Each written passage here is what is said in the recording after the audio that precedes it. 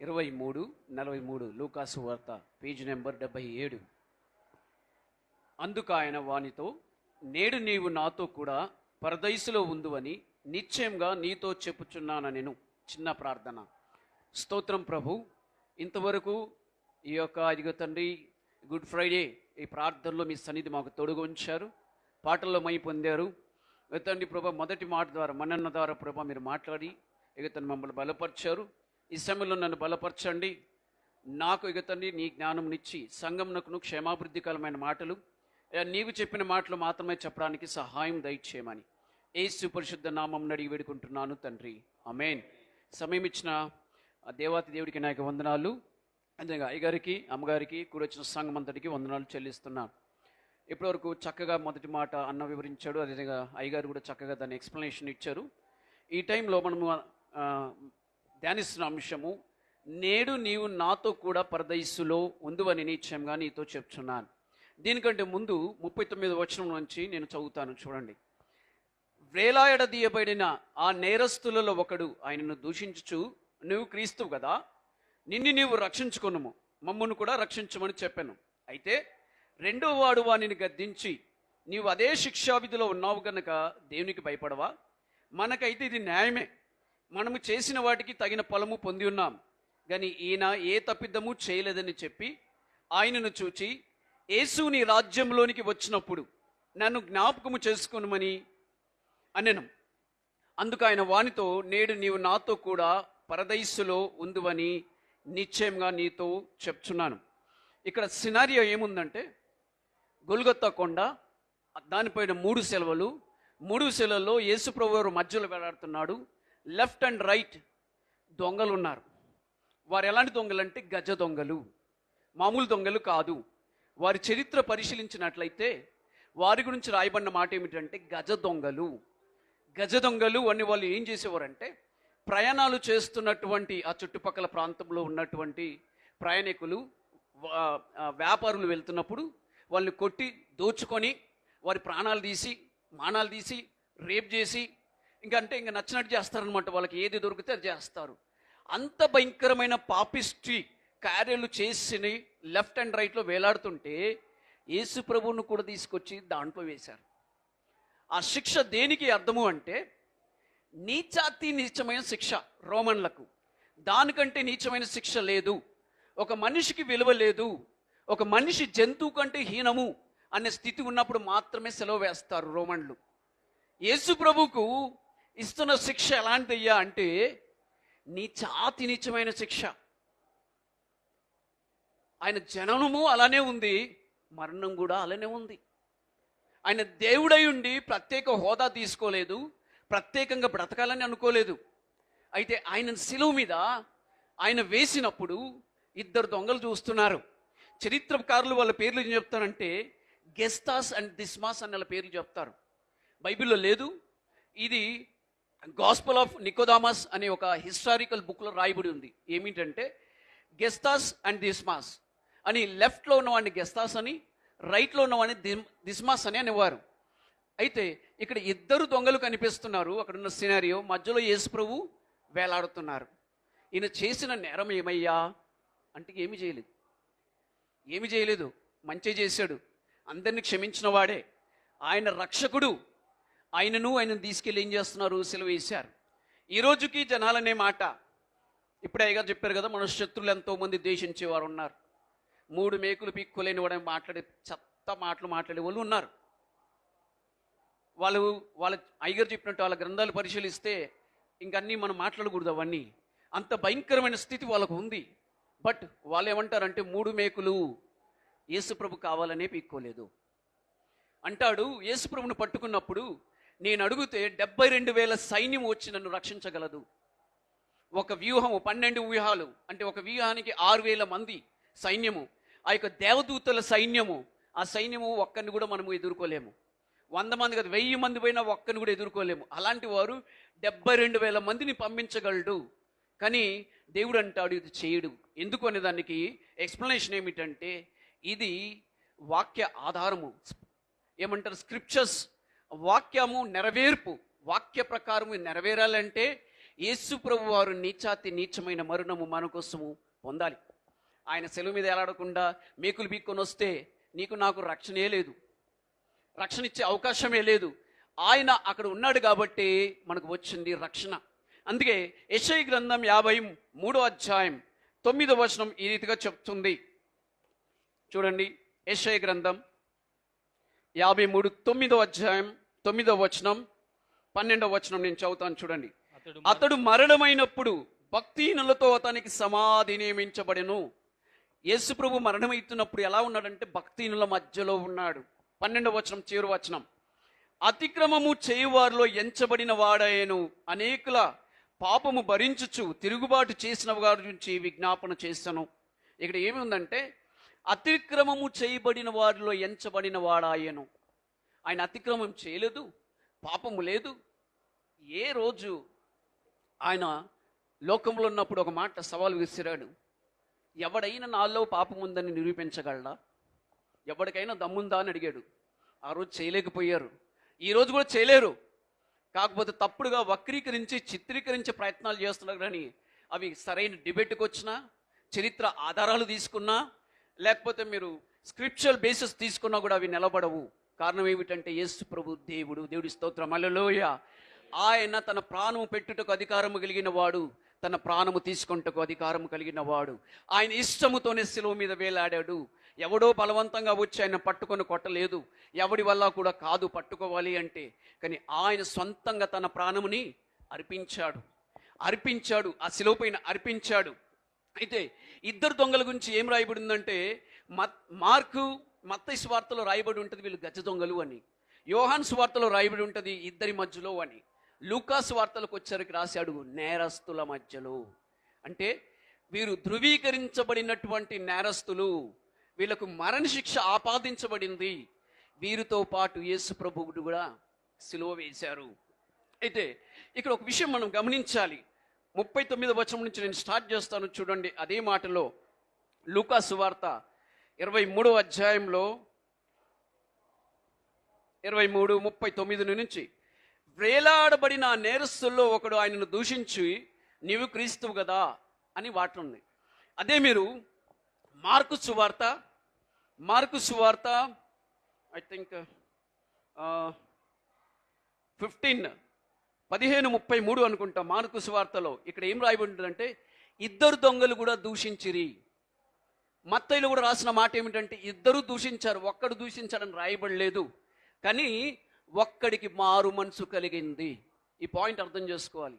ఇద్దరు దొంగలే, ఇద్దరు సమానంగా పాపములు చేసిన వారే, ఇద్దరు నేరస్తులై కలిసి పాపములు చేసిన వారే. కానీ ఈ యొక్క 23వ అధ్యాయంలో 39వ వచనంలో వచ్చేసరికి వేలాడబడిన నేరస్తుల్లో ఒకడు ఆయన దూషించుచు నీవు క్రీస్తువు కదా, నిన్ను నీవు రక్షించుకొనుమని మమ్ముడు రక్షించమని చెప్పాను. లెఫ్ట్ సైడ్ ఉన్నాడు అంటాడు నువ్వు యేసు ప్రభు కదా. ఈరోజు అంటారు కదా అదే మాట, ఆయన దేవుడైతే రక్షించవచ్చు కదా, ఆయన రక్షించుకోవచ్చు కదా, మనం రక్షించవచ్చు కదా అంటాడు. ఇంకోటి అంటాడు 40వ వచనం, అదే రెండో వాడిని గద్దించి నీవు అదే శిక్షా విధిలో ఉన్నావు గనుక దేవునికి భయపడవా అంటే దీని అర్థం ఏదో జరిగింది అక్కడ. ఇప్పటి వరకు మత్తయి మార్కు సువార్తలలో తిట్టిన వాడు రిఫరెన్సెస్ ఉన్నాయి, చదువుకోండి ఇంటికెళ్ళి. తిట్టిన ఇద్దరు కూడా ఒక్కడు మారు మనసు పొందుతున్నాడు. యేసు ప్రభుని 9 గంటలకు సెలవు వేశారు. 9 గంటల నుంచి 9:30 లోపల ఫస్ట్ మాట చెప్పాడు, తండ్రి వీరు ఏం చేస్తున్నారు క్షమించండి అని. రెండో మాట అప్రాక్సిమేట్లీ 10 గంటలకు చెప్పాడు. ఏమని చెప్తున్నాడు అంటే నీవు నాతో కూడా పరదైసులో ఉండు. ఒక గంట, ఒక అరగంట టైం. అక్కడ ఏదో జరిగింది, అద్భుతం జరిగింది. ఒక అరగంటలో అద్భుతం జరిగింది. ఏం జరిగిందో ఎవరికీ తెలియదు. ఇద్దరు దొంగలే, ఇద్దరు కఠినులే, ఇద్దరు తిట్టారు, అగో నువ్వు దేవుని కుమారుడు అయితే రక్షించు అని. కానీ ఒకడు అంటున్నాడు, ఇదిగో ప్రభువా నువ్వు పరదేశంలోకి వస్తప్పుడు నన్ను జ్ఞాపకం చేసుకో అనే మాట మాట్లాడుతున్నాడు. ఎందుకు ఇది కలిగి ఉంది అనే దాని గురించి చిన్నగా చెప్పి నేను క్లోజ్ చేస్తాను. చూడండి, వాడికి ఇద్దరు ఉన్నారు, ఇద్దరికి సేమ్ ఆపర్చునిటీస్. ఈరోజు కూడా దేవుడు మనకు అదే అవకాశం ఇస్తున్నాడు. అందరూ ఉన్నారు మనతో పాటు. దగ్గరికి వచ్చినప్పుడు, దేవుడు మాటలు వింటున్నప్పుడు మనం ఎలా స్పందిస్తున్నాము, దేవుని కోసం ఎలా నిలబడుతున్నాము అనే 2 ఆప్షన్స్. ఇద్దరున్నారు అక్కడ, సేమ్ చాయిస్, సేమ్ పాయింట్, ఇద్దరికి ఒకటే అవకాశం. స్పెషల్గా ఏమి ఇవ్వాలా, కానీ అందులో ఒకడు తెలుసుకున్నాడు. కారణం చూడండి, మార్కు సువార్త 15వ అధ్యాయం 30-31 వచనం. నిద్ర వస్తున్న వారు హల్లెలూయా. Thank you. కొంతమంది నిద్రపోతున్నారు, కనిపిస్తున్నారు ఇక్కడ నుంచి. ఇంకా చాలా మాటలు ఉన్నాయి. నా 2వ మాటకి నిద్రపోతే 7వ మాట వరకు పడుకుంటారేమో. దయచేసి మొహాలు గడుక్కుంటే బాగుంటుంది.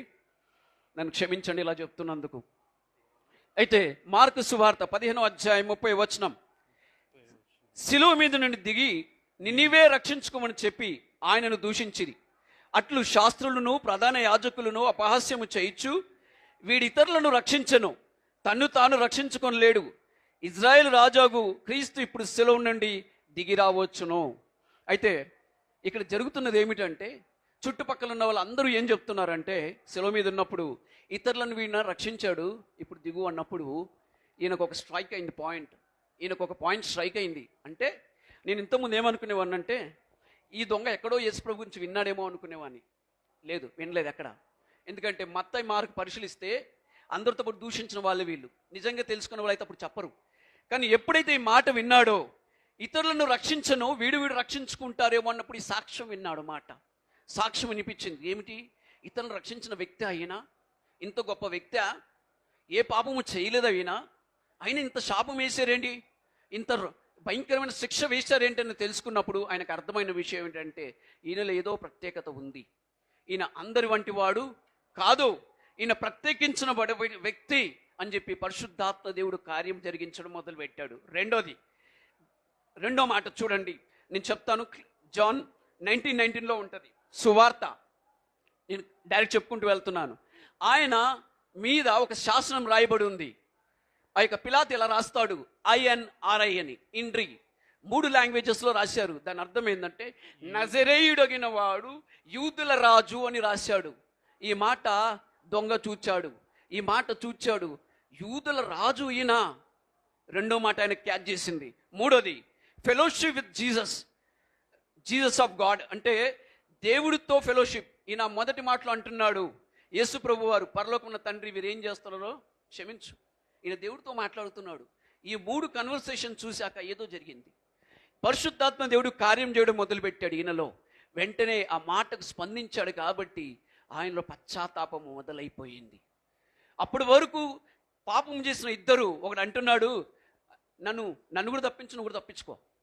వాడి ఆలోచన ఏంటంటే, ఇంతవరకు పాపాలు చేశాను, ఇంకా చేస్తా, దిగాక ఇంకా సంపుతా, ఇంకా సంపాదిస్తా, ఇంకా నాశనం చేస్తానన్నాడు. ఇంకోటి అంటున్నాడు, అయ్యా చాలు నా పాప జీవితం, నేను పాపాలు చేశా, నీ ముందు నిలబడడానికి నేను పద్ధతిగా లేను, నా జీవితం సరైంది కాదు, దయతో నన్ను క్షమించు అని రెండో రియలైజ్ అయ్యి పరలోకానికి వెళ్ళాలి కాబట్టి ఆయన రెండో మాట మాట్లాడుతున్నాడు.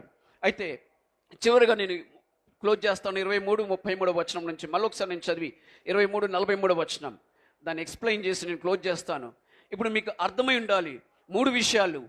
ఈ యొక్క దొంగ గ్రహించింది ఏమిటంటే సాక్ష్యము, ఆ యొక్క రాయబడిన రాతను బట్టి సువార్త, మూడోది దేవునితో మాట్లాడుతున్నటువంటి యొక్క సహవాసము. అందుకే ఆ దొంగ రెండో వాడు ఎప్పుడైతే మారు మనసు పొందాడో అప్పుడు అంటున్నాడు, అయ్యా 42వ వచనం, ఆయనను చూచి, యేసు నీవు రాజ్యంలోనికి వచ్చినప్పుడు నన్ను జ్ఞాపకము చేసుకోనమనెను. అందుకు ఆయన వానితో, నేడు నీవు నాతో కూడా పరదైసులో ఉండు అని నిశ్చయంగా నీతో చెప్తున్నాను. దేవుడు ఎలాంటి వాడు అంటే, భూమి మీద అధికారం కలిగిన వాడే కాదు, పరలోకమున కూడా అధికారే. ఆయన క్లియర్గా చూపిస్తున్నాడు. నిశ్చయత ఫస్ట్ మాట. ఇంగ్లీష్లో రాసి ఉంది తెలుసా?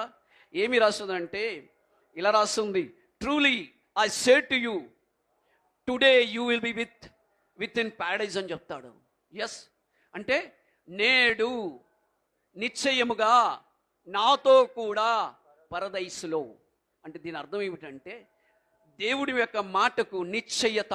దేవుడు చెప్పిన ఏ మాట నిశ్చయంగా చెప్తున్నాడు, ఎందుకంటే ఆయన దేవుడు.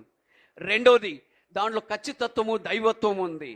దేవుడు అన్నాడు, ఇప్పుడే, ఎప్పుడో కాదు, నువ్వు మారు మనసు పొందావు కాబట్టి ఇప్పుడే నీకు అవకాశం ఇస్తున్నా అని. మూడోది అంటున్నాడు, నాతో కూడా పరదైసులో ఉంటావు, ఎందుకంటే నాకు అధికారము ఉన్నది, నేను ఇస్తాను అని చెప్పినప్పుడు ఆయన వాక్యం ఏం సెలవిస్తుందంటే, పరదైసులోకి వెళ్ళినట్టుగా, చనిపోయాక పరదైసులోకి వెళ్ళినట్టుగా చెప్తుంది. ఈ మాట ఏమి ధృవీకరిస్తుందంటే, రక్షణ యేసు ప్రభు వలన మాత్రమే అవుతుంది. మరి ఈ భూలోకంలో ఉన్న ఏ నామం వలన రక్షణ లేదు. రక్షణ అంటే పరలోకమునకు మనం పంపించే అధికారం ఎవరికి ఉంది? దేవుడికి మాత్రమే ఉంది. దేవుడు మాత్రమే రక్షించగలడు. నువ్వెన్ని పుణ్యకార్యాలు చేసినా, ఎన్ని గొప్ప పనులు చేసినా, నువ్వు ఏమి చేసినా రక్షించబడలేవు. యేసు ప్రభువును అంగీకరిస్తేనే తప్ప నువ్వు రక్షించబడవు. ఈ మాట శిలువ మీద ఉన్న దొంగకు అర్థమైంది, కానీ ఈరోజు మధ్యలో తిరుగుతున్న దొరలకు అర్థం అవ్వట్లేదు. ఆ యొక్క శిలువ మీద ఎలాడుతున్న దొంగకు అర్థమవుతుంది, కానీ ఈరోజు చదువుకున్న వాళ్ళకు, గొప్ప వాళ్ళకు, తెలివి వల్ల వాళ్ళకు ఏంటో యొక్క అర్థం అవ్వట్లేదు. దొంగలకు అర్థమైంది, వాళ్ళు పరలోకానికి వెళ్ళారు. నీచులకు అర్థమైంది, వాళ్ళు మార్చబడ్డారు. వ్యభిచారులకు అర్థమైంది, పరిశుద్ధులుగా మార్చబడ్డారు.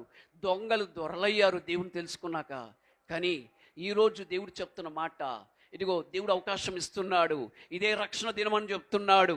అయితే పరలోకంలోకి వెళ్ళే అధికారం ఇచ్చాడు. ఇక్కడ క్వశ్చన్ వస్తుంది, ఏమిటంటే దొంగ అన్నీ చేశాక చివరికి ఒక మాట చెప్పాడు. అయ్యగారు ఏమని, దేవుడా నన్ను క్షమించేసాయి, అల్గో నన్ను పరలోకం తీసుకెళ్ళిపో అన్నాడు, కాబట్టి నన్ను కూడా తీసుకుంటాడు. తప్పు. దేవుడు ఆయనను పరలోకంలో తీసుకున్నాడు కాబట్టి ఈరోజు అన్నీ బతికేస్తా. నాకు దేవుడు వాక్యము తెలుసు, దైవ సేవకులు చెప్పారు, విశ్వాసులు చెప్పారు, యేసే రక్షణ అని నాకు తెలుసు. ఆయనను కూడా అన్నీ చేశాక చివరిగా అన్నీ చేశాక, అన్ని తప్పుడు పనులు చేశాక చివరిగా ఏమంటే క్షమించు ప్రభువా అంటే తీసుకుంటా అంటే తప్పు. దేవుడు ఈరోజు ప్రేరేపిస్తే ఇప్పుడే మారు మనసు పొందాలి. దేవుడు ఆ దొంగకిచ్చింది ప్రత్యేక అవకాశం. అందరికీ అలా కలగలేదు.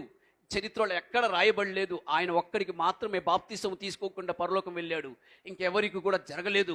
కాబట్టి వాక్యం సెలవిస్తూ ఉంది, ఇప్పుడే రక్షణ దినం, అనుకూల సమయం. దేవుడికి అధికారం ఉంది భూలోకంతో పాటు పరలోకం పంపించడానికి. ఇప్పుడే దేవుని సన్నిధిలో ఒప్పుకుందాం. ఎవరైనా రక్షణ పొందని వారు ఉంటే, దేవుడు ఒకరు ప్రేరేపిస్తుంటే, మారు మనసు పొందమని ప్రేరేపణ ఇస్తుంటే దాన్ని వాయిదా వేయక దేవుడి సన్నిధిలో ఒప్పుకొని ముందు కొనసాగించబడదాం, రక్షణలోకి నడిపించబడదాం. దేవుడి వాక్యం దీవించునుగాక.